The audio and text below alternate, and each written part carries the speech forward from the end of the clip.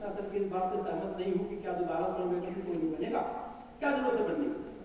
अगर दोबारा बन गया तो इनकी इंपॉर्टेंस कम हो जाएगी, एक फोटो लग जाएगी इनके साथ में, तो आधा इनका क्रेज जाएगा, आधा उनको जाएगा।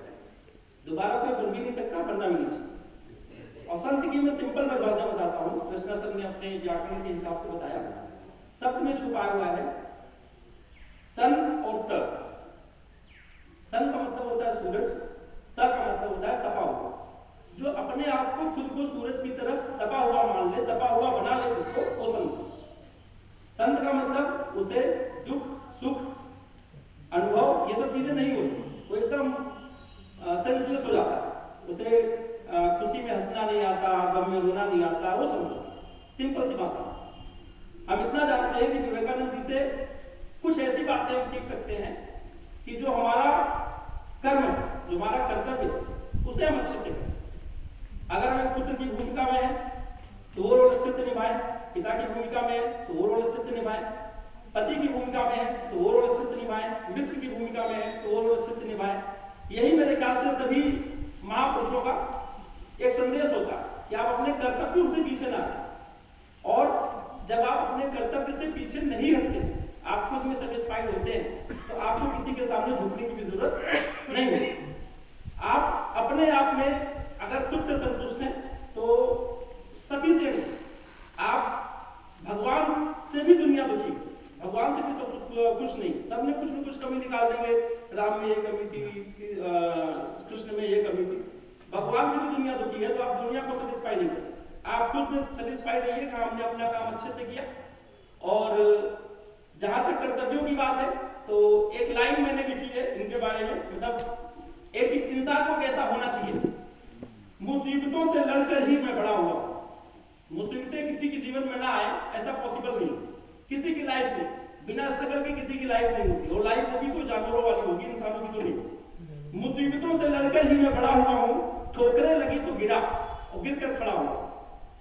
बार बार संघर्ष में आपको पराजय मिलेगी, लेकिन इसका यह मतलब नहीं है कि आपकी विजय नहीं हो। जीतने के पहले हारना बहुत जरूरी है, क्योंकि जीत का मजा बढ़ जाता है। अगर लगातार जीतते जाइए तो वो जीतना नीरस हो जाता है। एक छोटा सा एग्जांपल और, अगर किसी के घर में एक बच्चा हुआ 25 साल के बाद, बेटा हुआ, आज भी हमारा समाज बेटा चाहता है, तो खुशी होती है।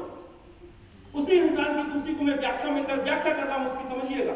जब वो संदेश पहले इंसान को देगा कि मेरे घर में बेटा हुआ है, तो उसकी एक्साइटमेंट आप इमेजिन कीजिए। अरे मेरे घर में बेटा होगा, जैसे लग रहा है उसे मनमानी मुराद पूरी हो गई, उसने जीवन भर वो भूखा था, उसने खा लिया। जब वही संदेश वो अपने 100वें रिश्तेदार को देगा तो उतनी एक्साइटमेंट के साथ नहीं देगा। अरे सुना है मेरा बेटा हो गया। आप कंपैरिजन करिए कि जब वो पहली डिलीवरी करेगा तब उसका एक्साइटमेंट क्या था, जब वो लास्ट डिलीवरी करेगा तब उसका एक्साइटमेंट क्या था।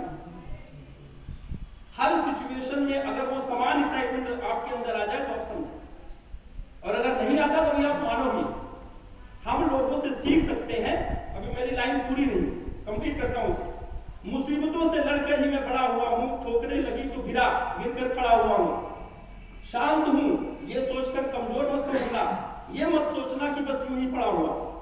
शांत हूं ये सोचकर कमजोर मत समझना, ये मत सोचना कि बस यूं ही पड़ा हुआ हूं। हुनर बेचता हूं अपना जमीर नहीं। हम लोग यहाँ अपना टैलेंट बेचते हैं, अपना ईमान बेचकर नौकरी नहीं कर रहे। इवन नौकरी की बात नहीं, आप पढ़ रहे हैं तो आप कुछ सीख रहे हैं, उसको सीखिए। जब सोसाइटी में डिलीवर करेंगे तो उसको डिलीवर करिए, अपने आत्मसम्मान को नहीं।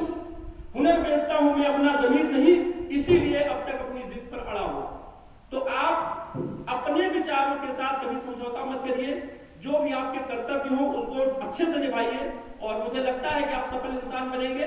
सफल इंसान बनने के लिए हर महापुरुष से कुछ बातें सभी को अच्छी लगती हैं। ऐसा नहीं हो सकता कि एक इंसान को एक ही महापुरुष की बातें सारी अच्छी लगे और दूसरे की अच्छी न लगे।